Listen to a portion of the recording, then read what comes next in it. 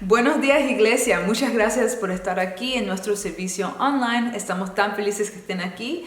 Hoy día vamos a comenzar una nueva serie que se llama Mesas y vamos a estar aprendiendo de eso en un momentito, pero queremos dejarles saber que tenemos una aplicación para la iglesia. Se llama Crossbridge Miami Springs y ahí puede conectarse con nosotros para nuestros eventos y también nuestros ministerios. Y eso es todo por hoy, iglesia. Muchas gracias una vez más por estar aquí.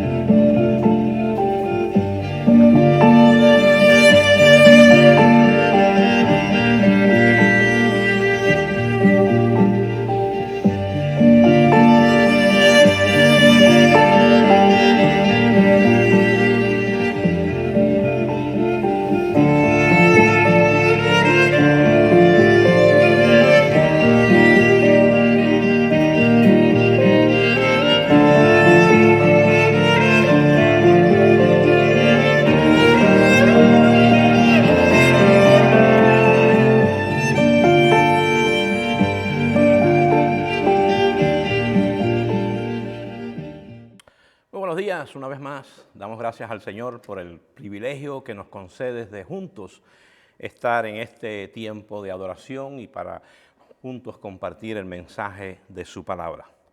Hoy, como parte de este tiempo de Cuaresma, continuaremos con nuestra serie en la que nos hemos propuesto contar la historia desde la Pascua, desde la perspectiva de la mesa del pueblo de Dios. Las mesas suelen ser, como decía nuestro hermano Henry la semana pasada, lugares de redención, porque en ella juntos compartimos nuestras experiencias de angustia, de aflicción, pero también compartimos nuestras experiencias de esperanza. La semana pasada el pueblo de Dios era excluido de la mesa de los egipcios. Hoy ese mismo pueblo es invitado a la mesa del Señor como resultado de la obra de redención. El título en esta mañana sería Una invitación a la mesa del Señor. Y vamos a estar usando como fundamento bíblico el capítulo 3 del libro de Éxodo y vamos a ir viendo los primeros 10 versículos. Así que acompáñenme en la lectura para así entonces dar comienzo en esta mañana. Dice así la palabra de Dios. Un día en que Moisés estaba cuidando el rebaño de Jetro, su suegro, que era sacerdote de Madián, llevó las ovejas hasta el otro extremo del desierto y llegó a Horeb, la montaña de Dios.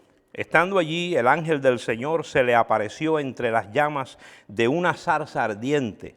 Moisés notó que la zarza estaba envuelta en llamas, pero que no se consumía. Así que pensó, qué increíble.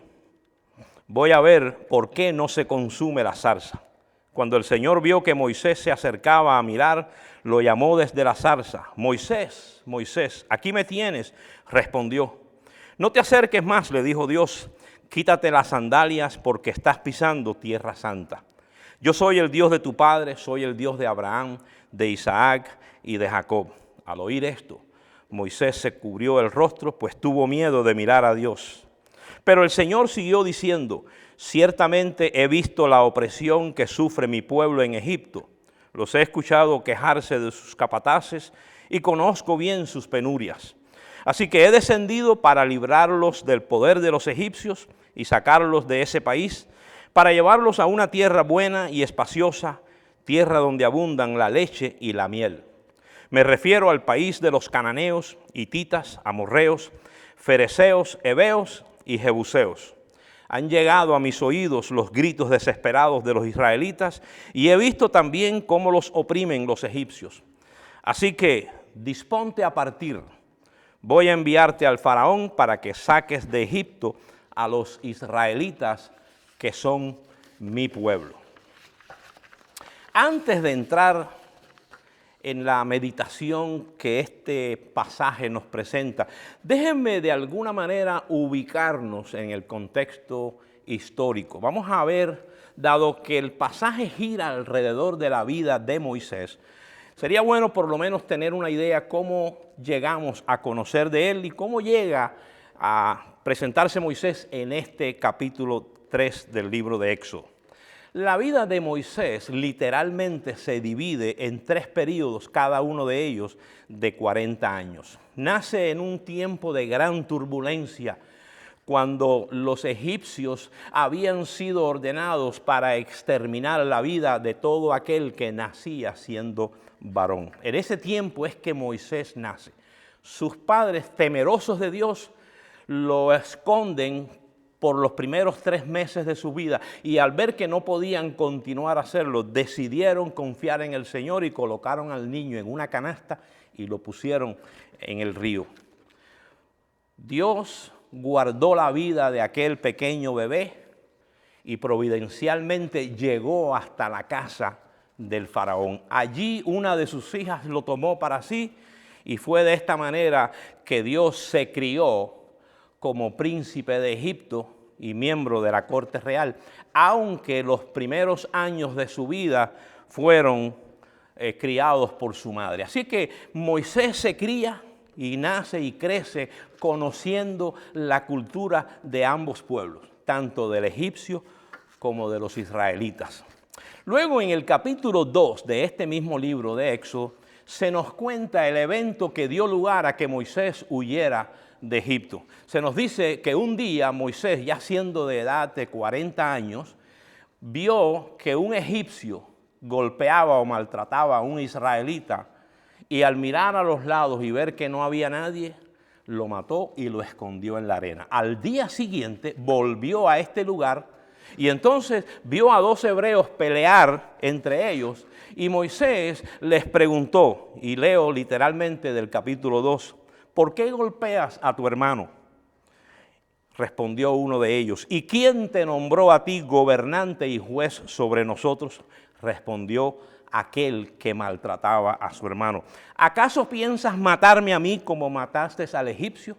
Y fue de esta manera que Moisés se da cuenta que había sido descubierto, y entonces decidió huir de Egipto y llega a la tierra de Madián, donde allí se va a establecer Moisés por los próximos 40 años de su vida. Allí se establece, se casa y tiene su primer hijo con Séfora, una de las hijas de Jetro, quien era el sacerdote de Madián.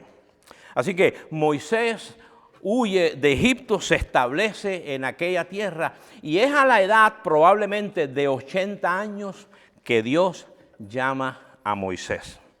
Y mientras yo meditaba en ello, me decía, es curioso ver la manera en que Dios hace las cosas. Uno pensaría que para la misión con la cual está llamando a Moisés Dios, que se buscaría un hombre mucho más joven y fuerte. Sin embargo, la realidad es que esta vez, una vez más, nos deja ver lo difícil que es para nosotros comprender la manera en que Dios obra. Qué difícil nos resulta entender la mente de Dios.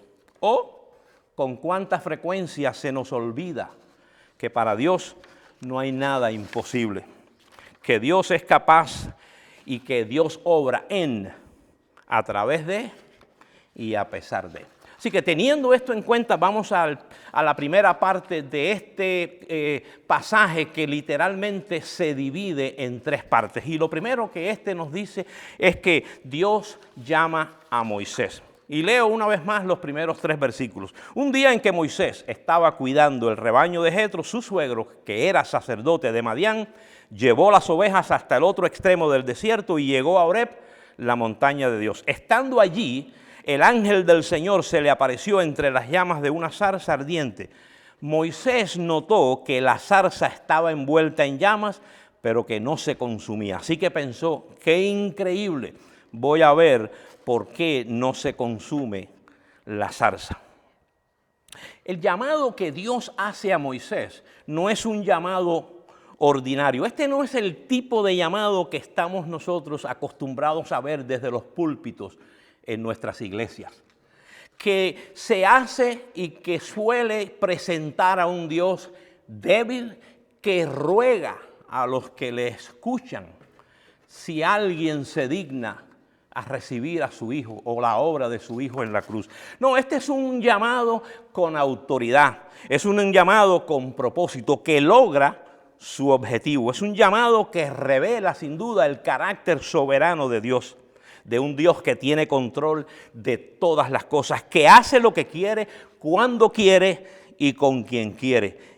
Esta experiencia de Moisés claramente nos deja ver el propósito de Dios al llamar a Moisés. Que la zarza arda en fuego seguramente no era un fenómeno fuera de lo ordinario.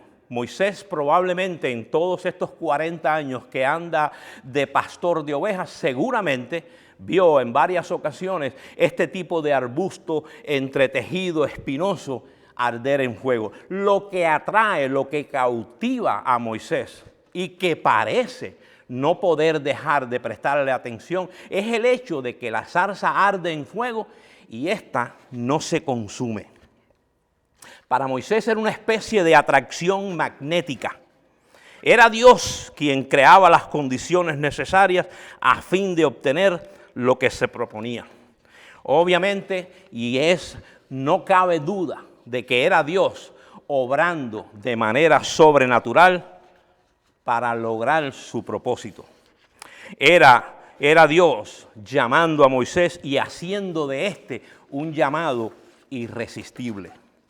Los reformadores hablaron de esto y titularon esta idea, después de estudiar los llamados o los diferentes llamados de Dios a sus siervos durante la historia, un llamamiento eficaz. Es la clase de llamado que toma lugar en la vida de todo aquel a quien Dios ha escogido para obrar en él según su voluntad de propósito.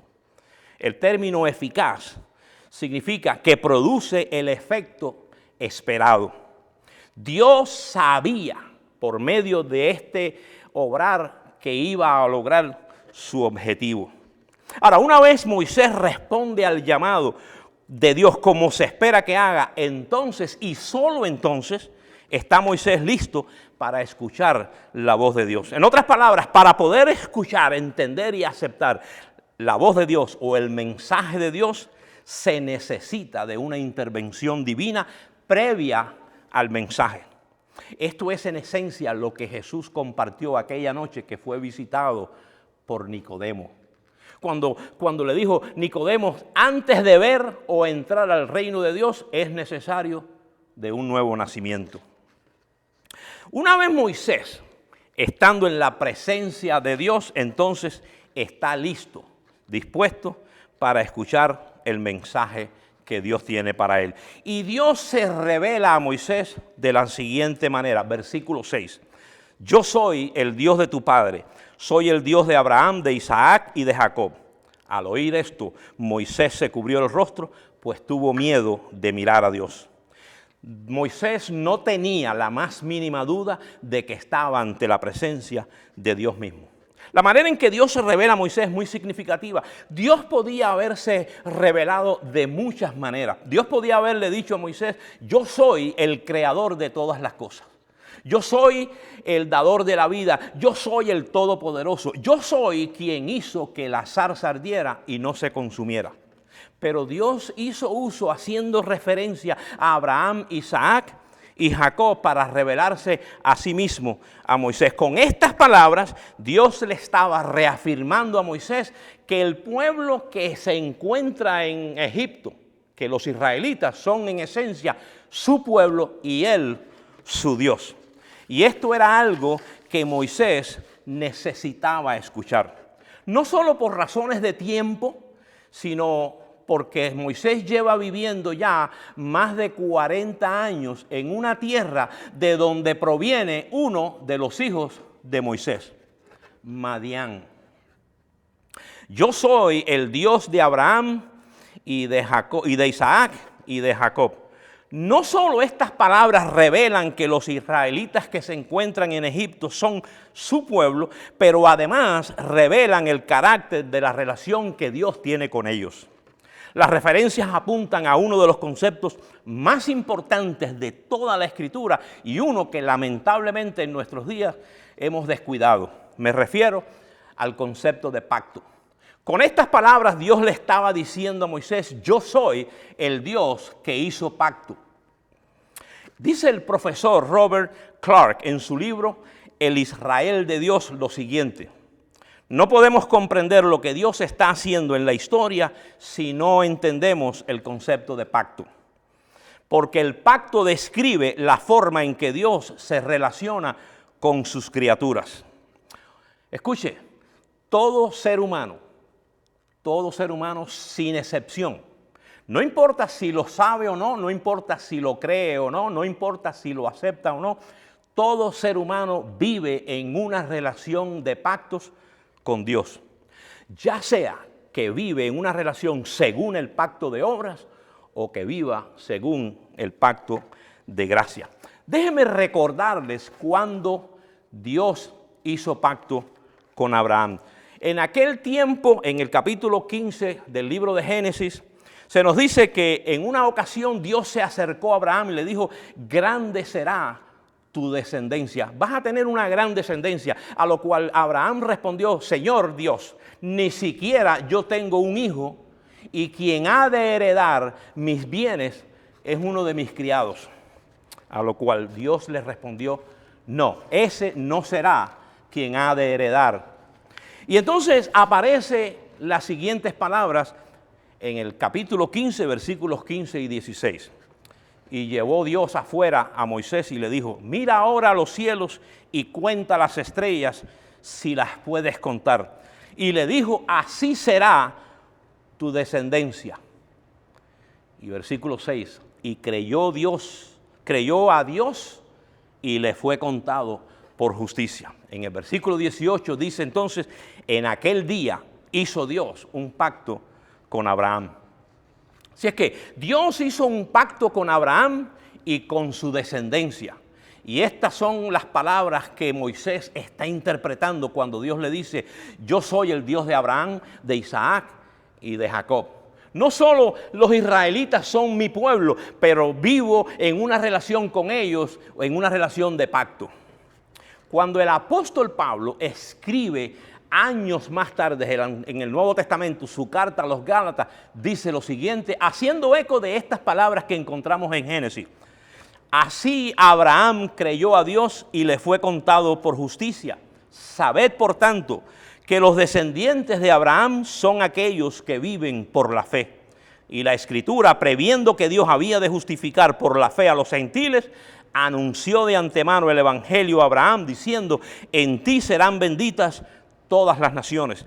De modo que los que viven por la fe son bendecidos con el creyente Abraham. Y luego al final de este mismo capítulo añade el apóstol Pablo: y si vosotros sois de Cristo, ciertamente linaje de Abraham sois y herederos según la promesa. Así que todo aquel que es verdadero creyente, ya sea del Antiguo Testamento o del Nuevo Testamento, es linaje o descendiente de Abraham.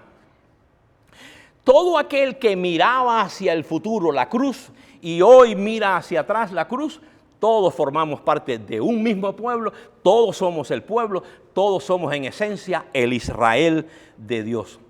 Y si es así, entonces el mensaje que Dios trae a Moisés es el mensaje para usted y para mí.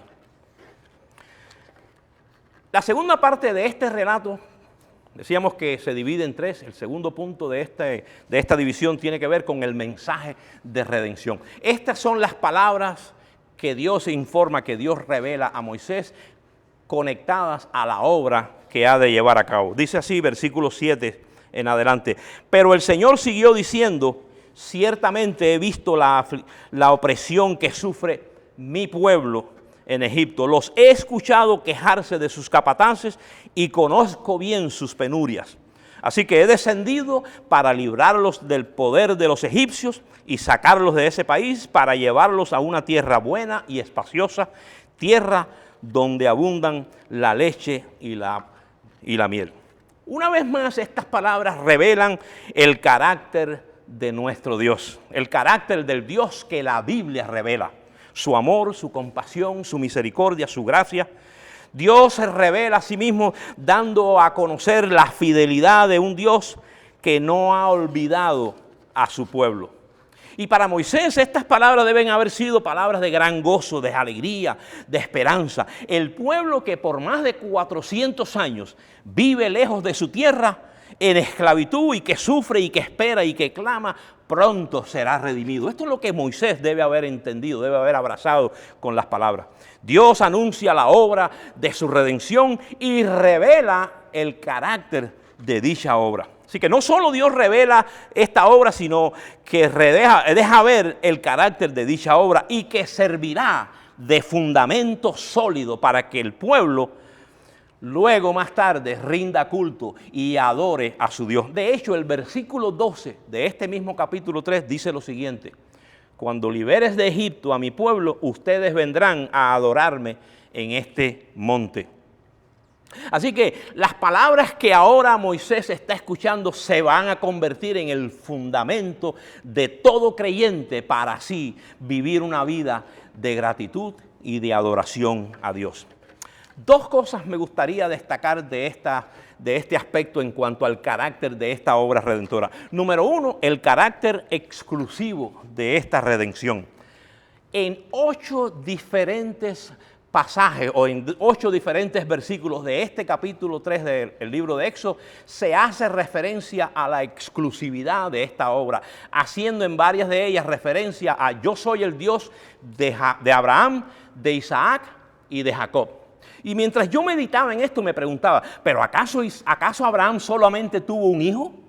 ¿O acaso solo Isaac tuvo un hijo? Y la realidad es que no fue así. Abraham tuvo varios hijos. Isaac tuvo 2 hijos. Pero aquí la referencia que hace Dios a Moisés es: yo soy el Dios de Abraham, de Isaac y de Jacob. No de Jacob y de Esaú, no de Isaac y del resto de sus hermanos. Yo soy el Dios de Isaac. Y esto revela sin duda el carácter exclusivo de esta obra redentora. En 3 diferentes pasajes de este mismo capítulo, en 3 diferentes versículos, apunta específicamente a mi pueblo. Oiga lo que dice el versículo 7. Ciertamente he visto la opresión que sufre mi pueblo en Egipto. Luego más tarde en el versículo 10 dice, los israelitas que son mi pueblo. Y cuando haya sacado de Egipto a mi pueblo. Y obviamente Dios revela a sí mismo no solo la obra redentora exclusiva para su pueblo, sino que nos deja ver claramente el carácter de esta obra. Como dije anteriormente, no solo Abraham tiene un hijo, ni Isaac uno, sino que hay varios.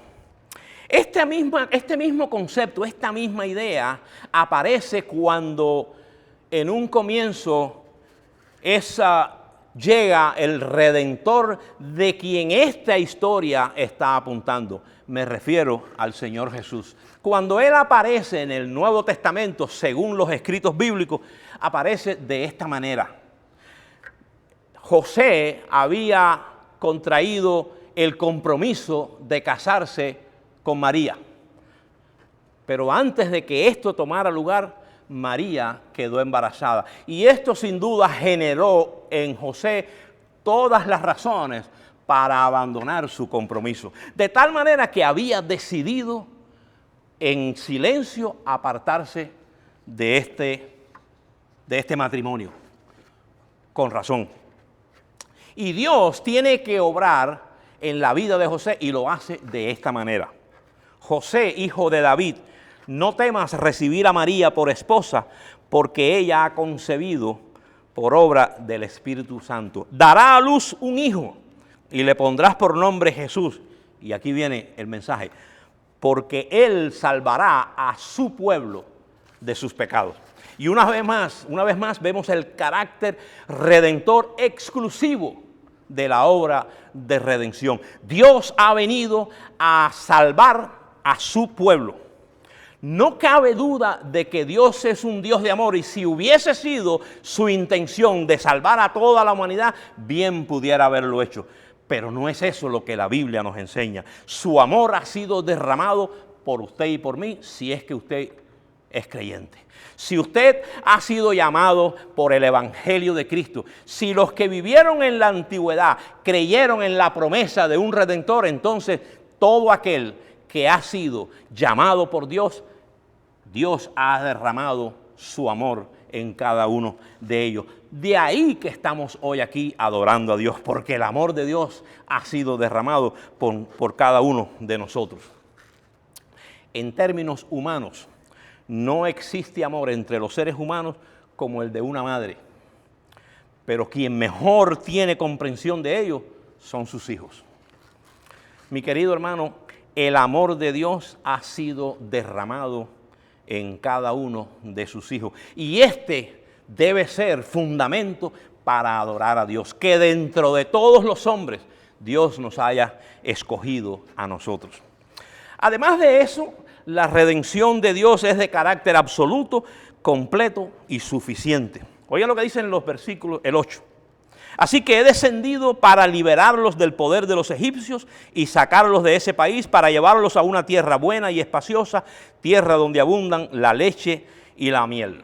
Además de ser una redención de carácter exclusiva, es también una redención completa y suficiente. Dios no le dice a Moisés, los voy a librar del poder de los egipcios, arréglenselas ustedes como puedan para salir de ahí. No, Dios le dice a Moisés, los voy a librar del poder de los egipcios, los voy a sacar de allí y los voy a llevar a la tierra que fluye leche y miel. De esa manera Dios revela el carácter completo, absoluto y suficiente de su obra redentora. Hace unos días, la semana pasada, estaba hablando con varios hermanos para que me ayudaran a encontrar un término capaz de reunir estas cualidades y cada uno me daba una idea, pero no me satisfacía. Luego mi esposa me dijo, háblate con fulano porque él debe saber. Y entonces lo llamé y compartí con él mis inquietudes y él me dijo, la redención es perfecta. Y de repente yo me puse a pensar, yo andaba buscando de hecho un término mucho más grande, de mayor, qué sé yo, de mayor carácter teológico o lo que sea, pero cuando me puse a analizar lo que él me está diciendo, digo, espérate un momento, no cabe duda de que la obra redentora es perfecta, y si es perfecta, no necesita nada más. De hecho, las últimas palabras de Jesús en la cruz fueron, la obra ha sido consumada. En español puede que no podamos saborear el significado de ello. En inglés tiene todavía un poquito mejor sabor. Dice, it is finished.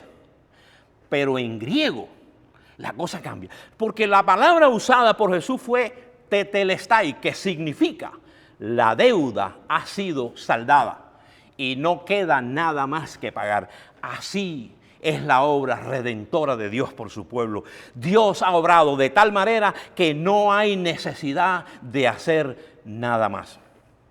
Y esto es importante porque yo recuerdo en mi propia experiencia, hace muchos años yo estaba en una iglesia donde los ministros me confrontaron. Yo había sido discipulado por un hermano que tenía una comprensión diferente, que tenía muy bien claro acerca de este carácter del cual estamos hablando. Pero la iglesia a la que yo estaba asistiendo no creía de la misma manera. Y un día me llamaron y me dijeron, mira José, ¿tú crees que Dios te sacó de aquí y te colocó aquí? Sí, es cierto, la Escritura dice que hemos sido trasladados y que hemos sido sentados en lugares celestiales, que nuestra salvación es firme y segura. Y entonces recuerdo que el pastor me dijo, no, en esta iglesia nosotros creemos que Dios te sacó de aquí y te puso aquí y ahora de aquí a allí tú te lo tienes que ganar. Y a mí me sorprendió, pero a lo largo de los años me he dado cuenta que lamentable y tristemente así piensan muchos hermanos nuestros. Que la obra que Cristo realizó en la cruz, tenemos que nosotros hacer lo que falta, pero la obra ha sido suficiente y completa, nada más que hay que pagar. Y estas son las palabras que Moisés debe estar entendiendo. Yo voy a sacar al pueblo del poder de los egipcios, los voy a sacar de ese país y los voy a llevar a la tierra que fluye leche y miel. En nuestro contexto, teológicamente hablando, lo que Dios está diciendo es, yo voy a sacarlos o voy a librarlos del poder del pecado, los voy a sacar del reino de las tinieblas donde se encuentran y los voy a trasladar al reino de su amado Hijo. Y de esta manera, ahora el pueblo de Dios tiene fundamento para adorar a Dios, para dar gracias a Dios. Los reformadores en el siglo XVI, hablando acerca de estas cosas, establecieron lo que hoy conocemos como por las 5 solas. Sola Escritura, solo Cristo, sola gracia, sola fe, soli Deo gloria. Solo a Dios sea la gloria, porque toda la obra en su totalidad ha sido obtenida en favor de su pueblo. La tercera parte de este relato y el tercer punto tiene que ver con la gran comisión dada a Moisés.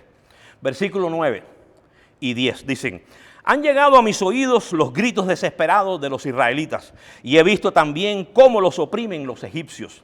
Así que disponte a partir, voy a enviarte al faraón para que saques de Egipto a los israelitas que son mi pueblo. Disponte a partir, Moisés, que voy a enviarte al faraón. Si bien Dios es el redentor de su pueblo, autor y consumador de esta gloriosa obra, Él nos invita para que seamos parte de esta obra, para que disfrutemos y gocemos de la bendición de ir y ver la obra consumada por parte de Dios. ¿Cómo reacciona Moisés al llamado? Es interesante. Es chocante y a la vez perturbante. Ojo, Moisés conoce la realidad que viven sus hermanos en Egipto. Moisés sabe de qué son capaces los egipcios. Moisés sabe que este es un pueblo que vive ya más de 400 años fuera de su tierra, esperando el día del cumplimiento de la promesa que ellos han venido escuchando a través de toda su vida. Este es un pueblo que sufre, que llora, que clama. Es un pueblo que vive en esperanza, pero que dicha esperanza cada día se va haciendo menos realidad. Los años pasan, ya son más de 400 años. Y Moisés conoce la realidad que vive su pueblo. Déjeme leerle 5 versículos en este capítulo y 3 en este capítulo y 2 en el capítulo siguiente. O más bien 2 y 3.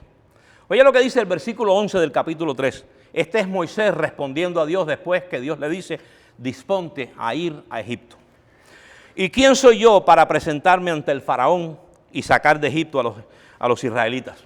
Versículo 13. Supongamos que me presento ante los israelitas y les digo, el Dios de sus antepasados me han enviado a ustedes. ¿Qué les respondo? Si me preguntan, ¿y cómo se llama? Versículo 1 del siguiente capítulo. ¿Y qué hago si no me creen ni me hacen caso? El versículo 10. Señor, yo nunca me he distinguido por mi facilidad de palabras, objetó Moisés. Y el versículo 13 de este mismo capítulo 4, parece Moisés poner la tapa al pomo, como solemos decir. Señor, insistió Moisés, te ruego que envíes a otra persona. Y una vez más, nos sorprende cómo Moisés reacciona ante esta comisión de parte de Dios. Si Moisés viviera en nuestros días, probablemente dijera algo así. Señor, yo no tengo el don. Yo nunca he sido un evangelista. Yo no creo que yo me pueda comunicar bien. De hecho, yo tomé hasta un curso para que me ayudaran a compartir el evangelio que tenía 5 puntos y yo no creo que me acuerde ni siquiera de uno de ellos. A mí me cuesta trabajo hablar. Señor, esta noche yo quiero ver una novela. Es la vida de Ruth. Es una novela muy interesante, ¿verdad? Es una muy bonita historia. Señor, hoy es el juego de mi hijo y tu palabra dice que debemos de dar buen testimonio a nuestros hijos. O quizás Moisés diría, hoy es la gran final y realmente yo quiero ver el juego. Estoy muy cansado, Señor. Tengo que trabajar mucho. Tú lo sabes, tú conoces todas las cosas. Señor, por favor, te ruego que envíes a otro, porque este que está aquí no quiere ir. Digo, ¿le sorprendería a usted si Moisés, al vivir hoy, respondiera de esta manera? Déjenme terminar de la siguiente manera. Decía el hermano Henry la semana pasada, no queremos que piense que este es un relato o una historia interesante, ajena a nosotros, que nada tiene que ver con nosotros. La realidad es que esta historia es nuestra historia, que la obra que Dios hizo en aquellos días es la obra que ha hecho entre nosotros hoy. El mensaje es el mismo. Dios se ha manifestado en carne, ha descendido al igual que lo hizo en aquel entonces a causa de la realidad que Dios ha visto en nosotros, de nuestra incapacidad. Somos esclavos al pecado y Dios ha descendido para librarnos de esa triste condición y para sacarnos del reino de las tinieblas y trasladarnos al reino de su amado Hijo. Al igual que en los días de Moisés, el pueblo de hoy, su pueblo que todavía se encuentra en Egipto, sufre, clama, llora, vive con la esperanza de que algún día alguien les diga que Dios ha descendido para librarnos. ¿Se acuerdan las palabras de Dios a a Abraham, la noche en que lo sacó afuera para hacer pacto con él? Y le dijo, mira ahora los cielos y cuenta las estrellas si las puedes contar. Cada una de esas estrellas tiene un nombre. Pero hoy, a nuestro alrededor, hay muchas de esas estrellas que todavía no se hallan entre nosotros. El mensaje de Dios a Moisés y para nosotros hoy es que la mesa está servida. Y la invitación es para aquel pueblo de Dios que todavía se encuentra en Egipto. Así es que el mensaje de hoy es: disponte a partir. Disponte a ir a Egipto, porque allí hay pueblo que sufre, que necesita. Yo sé, porque yo vivía en Egipto y sé lo que es eso. Pero gracias a Dios que un día Dios envió a un Moisés a mi vida y compartió conmigo la bendita palabra de Dios. Y me dijo, José, Dios ha descendido para librarte del poder del pecado, sacarte del reino de las tinieblas en donde te encuentras y trasladarte al reino de su amado Hijo. Así que, mi hermano, en esta mañana el mensaje es: disponte a ir.